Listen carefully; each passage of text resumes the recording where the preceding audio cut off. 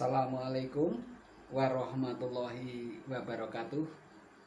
Selamat pagi, salam sejahtera untuk kita semuanya. Bagaimana kabar anak-anak Indonesia? Masih semangat untuk mengikuti pelajaran sejarah? Baik. Sebelumnya marilah kita berdoa anak-anak.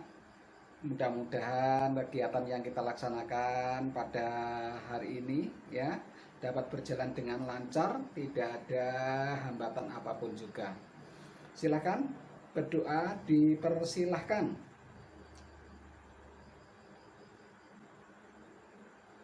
Selesai. Baiklah anak-anak, mari kita senantiasa manjatkan puji syukur ya kehadirat Allah Tuhan Yang Maha Kuasa, karena kita masih diberikan kesehatan sehingga hari ini kita masih bisa melanjutkan materi kita membahas tentang upaya mempertahankan Indonesia dari disintegrasi bangsa. Jadi materi pada pagi hari ini merupakan kelanjutan dari materi minggu yang lalu ya. Masih ingat minggu yang lalu? Ya? Bagaimana? Ada yang ingat ya? Iya. Materi kita minggu yang lalu juga membahas tentang upaya mempertahankan Indonesia dari disintegrasi bangsa. Namun yang kita bahas kali ini berbeda dengan yang kemarin. Kalau kemarin adalah pergolakan yang terjadi karena perbedaan ideologi. Ya, kali ini yang akan kita bahas adalah pergolakan yang terjadi yang pertama karena kepentingan ya, perbedaan kepentingan atau kepentingan yang tertanam kuat ya, berkaitan dengan kepentingan vested interest. Sedangkan yang kedua yang akan kita bahas nanti adalah upaya mempertahankan Indonesia dari disintegrasi yang disebabkan oleh masalah pemerintahan. Baiklah anak-anak, silakan dibuka kembali modulnya, bukunya, paketnya ya. Mari kita bahas bersama-sama ya, yaitu peristiwa, konflik, dan pergolakan yang berkaitan dengan vested interest atau berkaitan dengan perbedaan kepentingan. Nah, apa yang dimaksud dengan konflik yang disebabkan oleh perbedaan kepentingan di sini? Bahwa dalam perjalanan sejarah bangsa Indonesia ternyata bangsa Indonesia itu memiliki bermacam-macam ideologi ya, yang akhirnya hampir saja menyebabkan perpecahan di Indonesia ini karena fanatisme terhadap ideologi masing-masing. Nah, kali ini yang akan kita bicarakan yaitu pergolakan di berbagai daerah yang disebabkan oleh suatu gerakan sosial, baik gerakan itu gerakan sosial vertikal maupun horizontal ya, vertikal maupun horizontal yang dilakukan secara serentak dengan berbagai cara untuk memaksakan kehendak atau cita-cita ya, demi kepentingan masing-masing kelompoknya sendiri ya. Pergolakan daerah ini sering diwarnai dengan kerusuhan-kerusuhan dan tindakan-tindakan separatis yang ingin memisahkan dari negara kita. Nah, berikutnya adalah apa sebenarnya yang menyebabkan terjadinya pergolakan-pergolakan tersebut. Kalau kita analisis, sebenarnya ada beberapa faktor yang menyebabkan terjadinya konflik atau pergolakan itu. Yang pertama adalah karena pembangunan yang tidak memperhatikan keadaan sosial budaya Indonesia. Yang kedua, kurang berfungsinya lembaga-lembaga kontrol masyarakat. Yang ketiga, ketidakstabilan situasi politik dan keamanan nasional. Yang keempat, sarana-sarana komunikasi dan interaksi sosial antar daerah di berbagai bidang tidak berjalan dengan baik. Dan yang terakhir, kesenjangan sosial ekonomi di masyarakat ya. Jadi ada 5 ya, ada 5 faktor yang menyebabkan terjadinya pergolakan-pergolakan tersebut. Selain faktor yang saya sebutkan tadi, juga ada faktor-faktor yang lain juga berpengaruh ini, yaitu adanya ketidakpuasan terhadap pembangunan, kebijakan, dan pembagian pendapatan antara daerah dengan pusat. Beberapa daerah memandang bahwa anggaran untuk pembangunan daerah ini sangat timpang dengan anggaran yang dikelola oleh pusat. Kemudian yang kedua adalah sikap primordialisme yang berlebihan. Ya. Jadi sikap yang mengagungkan sukunya sendiri, kelompoknya sendiri, ya, ini sangat berlebihan. Kemudian yang berikutnya pertentangan sosial yang berkepanjangan dan sulit diatasi. Berikutnya adalah keinginan untuk mendapatkan kekuasaan, adanya perbedaan pandangan dan ideologi, tindakan sewenang-wenang dari pihak yang memegang kekuasaan, serta adanya tokoh sebagai pendorong dan sebagai simbol pergerakan. Ya, ini turut mempengaruhi terjadinya pergolakan-pergolakan tadi. Nah, pergolakan itu meliputi apa saja? Yang pertama adalah pemberontakan APRA. Ya, pemberontakan apa? APRA. Ada yang tahu APRA? Apa itu APRA? Baik, APRA adalah Angkatan Perang Ratu Adil. Ya, Angkatan Perang Ratu Adil. Apa yang melatar belakangi pemberontakan ini? Kalangan kolonialis Belanda masih menginginkan, ya, berkuasa di Indonesia, menginginkan mengamankan kepentingan ekonominya di Indonesia. Tujuannya apa? Menginginkan keberadaan negara Pasundan dipertahankan, sekaligus menjadikan mereka sebagai tentara negara federal di Jawa Barat. Ya. Kelompok ini menginginkan negara Pasundan dipertahankan dan mereka menjadi tentara inti yang berkuasa di Jawa Barat. Tokohnya diantaranya adalah Kapten Raymond Westerling. Ya, ini seorang kapten dari Kenil, ya, tentara bentukan Belanda. Serta Sultan Hamid II dari Pontianak. Ya, beliau juga menginginkan tetap dipertahankannya negara federal. Ini terjadi pada tahun 1949, ya, 1949. Prosesnya bagaimana? APRA bergerak menyerbu kota Bandung secara mendadak dan melakukan tindakan teror. Bahkan puluhan anggota APRIS gugur. Lalu apa yang dilakukan oleh pemerintah Indonesia? Yang pertama adalah melakukan diplomasi. Ya. Karena saat itu Indonesia sudah diakui oleh Belanda dalam konferensi meja bundar, maka Indonesia mendesak kepada Belanda bahwa ada tentaranya yang bertindak seperti itu, brutal, melakukan pembantaian terhadap pasukan Indonesia. Ya. Yang berikutnya adalah tentu saja dengan tindakan militer. Pemerintah Indonesia mendatangkan kesatuan polisi dan pasukan militer. Tapi semuanya itu syukur bisa kita atasi, ya. Bahkan kemudian Westerling melarikan diri ke Belanda, ya, melarikan diri ke Belanda.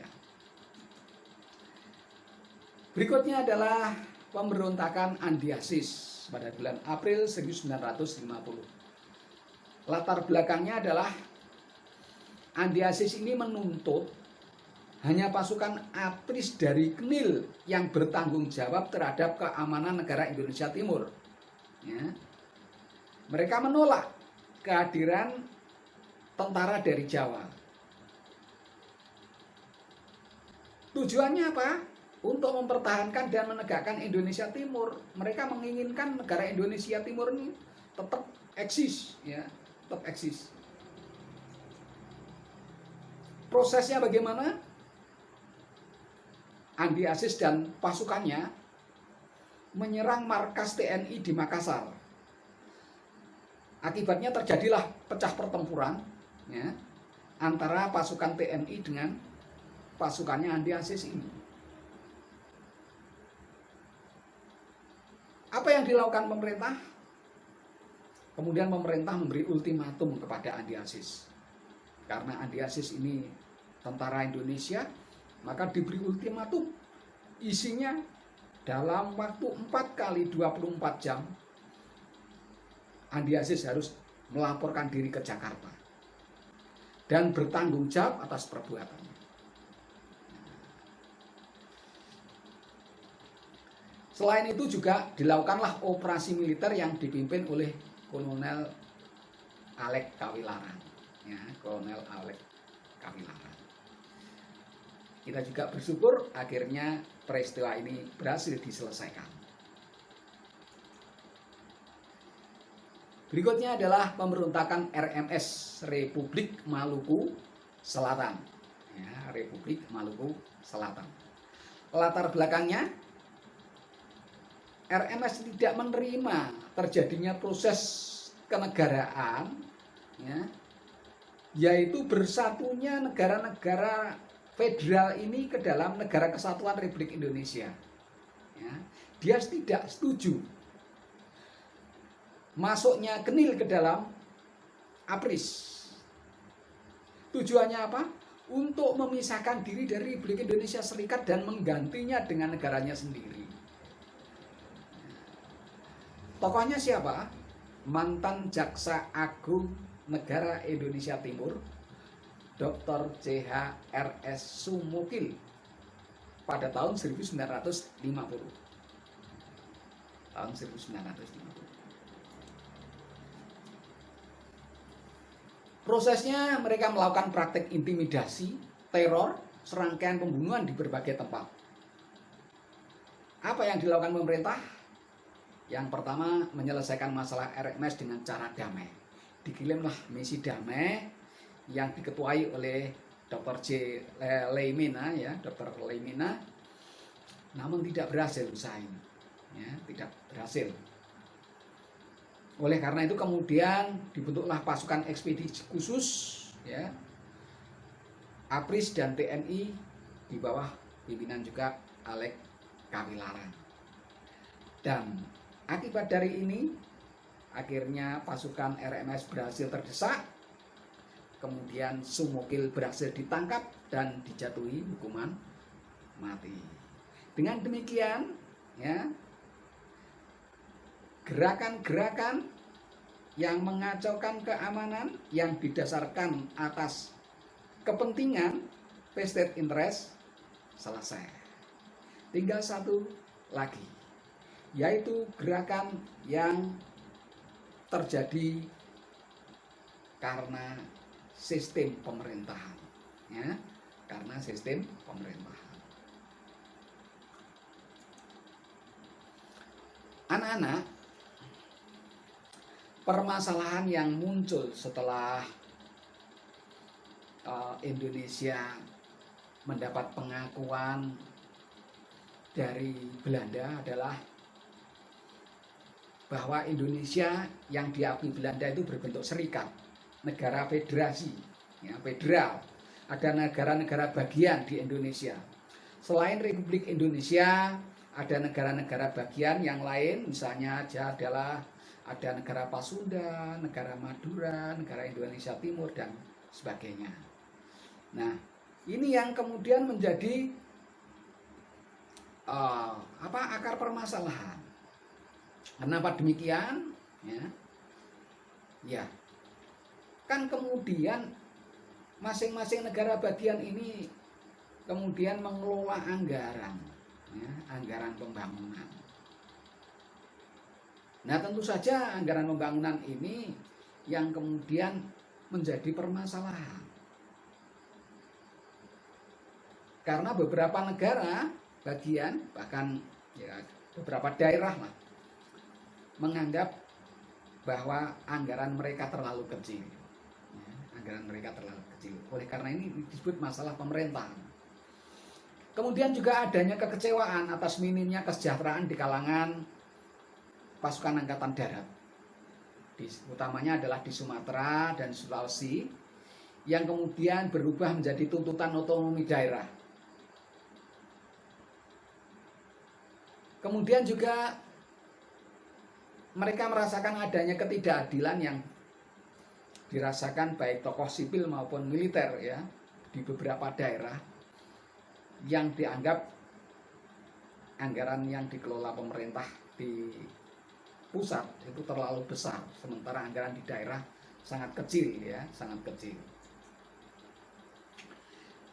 Kemudian kekecewaan ini diwujudkan dalam bentuk pembentukan dewan-dewan daerah pada ya sekitar Desember 1956 sampai Februari 1957. Di antaranya ada Dewan Banteng di Sumatera yang dipimpin oleh Letkol Ahmad Hussein, ada Dewan Gajah di Sumatera Utara, kalau tadi Dewan Banteng di Sumatera Barat ya.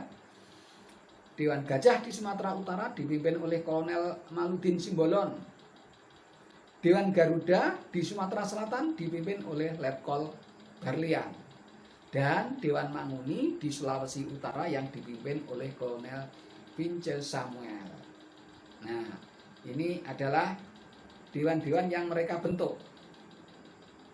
Menyikapi hal ini, ya, kemudian pemerintah berusaha membujuk mereka ya, agar tidak berlarut-larut masalah ini. Kepala Staf Angkatan Darat Bapak Abdul Haris Nasution dan Perdana Menteri Juanda sudah berusaha mengatasi krisis ini dengan jalan musyawarah, namun gagal. Karena tidak ada titik temu, maka kemudian pemerintah pusat tanpa ragu-ragu bertindak tegas. Dilakukanlah operasi militer yang dilakukan untuk menindak pemberontak yang diam-diam ternyata didukung oleh Amerika. Pada tahun itu juga pemberontakan PRRI dan Permesta akhirnya berhasil dipadamkan. Ya, sampai sini bisa dipahami? Kalau ada pertanyaan silahkan nanti menghubungi Pak Paryo melalui teleponnya Pak Paryo yang beberapa waktu yang lalu telah saya bagikan. Baiklah anak-anak, tanpa terasa waktu rupa-rupanya sudah hampir berakhir. Oleh karena itu bisa saya simpulkan ya anak-anak, bahwa untuk mempertahankan negara Indonesia dari ancaman disintegrasi memang butuh perjuangan keras ya, butuh perjuangan keras. Karena banyak faktor penyebabnya. Karena perbedaan ideologi, karena perbedaan kepentingan, karena masalah pemerintahan. Mudah-mudahan ke depan Indonesia tidak lagi mengalami permasalahan-permasalahan seperti itu. Cukuplah kita belajar dari sejarah sehingga peristiwa serupa tidak terulang di masa yang akan datang. Sebelum saya akhiri, ada tugas untuk kalian. Yaitu jelaskan upaya apa yang harus dilakukan agar negara Indonesia ke depan tidak mengalami konflik yang berlatar belakang konflik kepentingan. Ya, karena bukan tidak mungkin masalah seperti ini muncul kembali. Yang kedua, jelaskan upaya apa yang harus dilakukan agar negara Indonesia ke depan tidak mengalami konflik yang berlatar belakang sistem pemerintahan. Saya kira dua itu ya tugas untuk kalian, sama seperti sebelumnya. Silahkan tugas ini dikumpulkan melalui istana daring yang telah saya siapkan. Saya kira demikian yang dapat saya sampaikan dalam pertemuan kali ini. Mohon maaf apabila ada kesalahan-kesalahan. Saya akhiri billahi taufiq wal hidayah. Wassalamualaikum warahmatullahi wabarakatuh. Selamat pagi, salam sejahtera untuk kita semuanya.